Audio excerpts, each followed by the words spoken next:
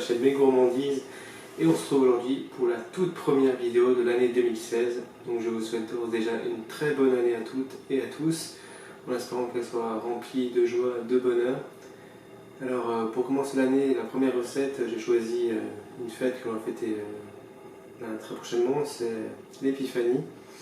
Donc je vais présenter évidemment une recette de galette des rois, sauf que j'ai voulu faire une galette originale et pas faire la fameuse galette frangipane comme tout le monde. Donc je vais présenter dans cette vidéo cette recette.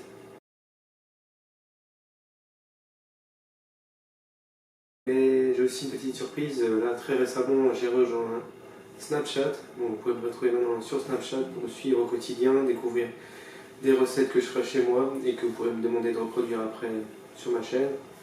Donc voilà, je vais vous mettre ça par ici.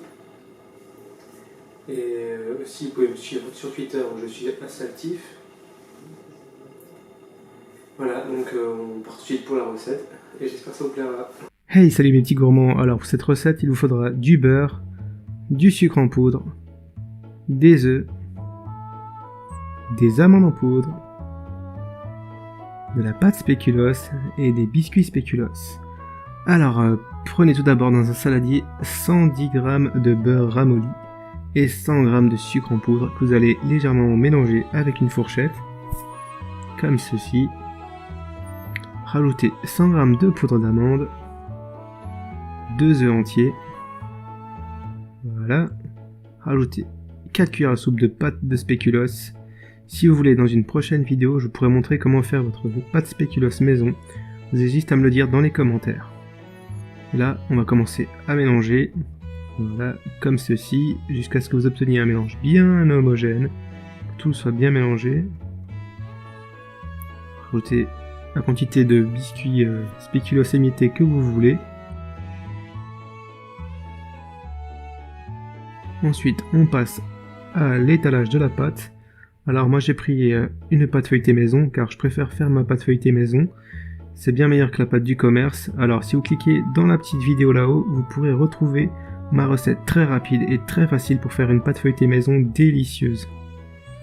Voilà, ensuite, une fois votre pâte étalée, vous avez juste à prendre votre mélange amandes spéculoos, comme ceci, étalé bien partout, sauf n'allez pas jusqu'au bord. Pour le fun, je rajoute des rondelles de banane, et pour le goût aussi bien sûr. Je mets le reste de ma préparation aux spéculoos et aux amandes, et je vais venir répartir de façon homogène.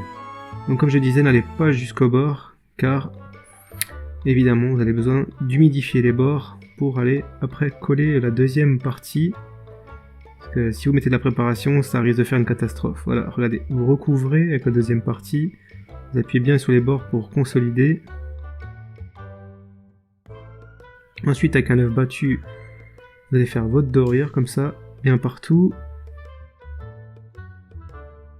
Ensuite, avec la pointe d'un couteau, on va venir faire un quadrillage, comme sur une belle galette de chez grand-mère. Et voilà le travail. N'est-elle pas magnifique?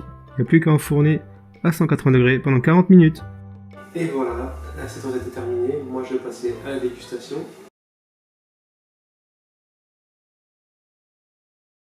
C'est très bon, c'est original. On a quand même le goût de l'amande qui est typique de la galette des rois. Et on a ce petit goût de spéculoos en plus qui va donner un peu de peps, un autre goût différent.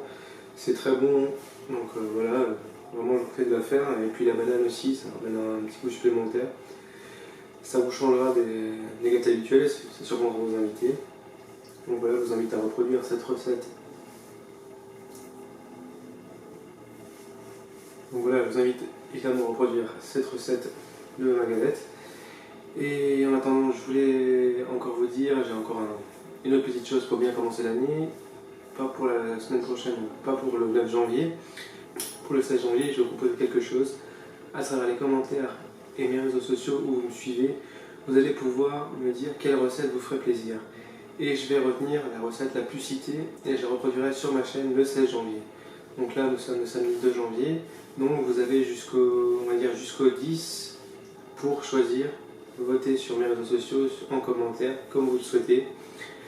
Et moi, j'en produirai la recette qui aurait le plus de succès. Donc voilà.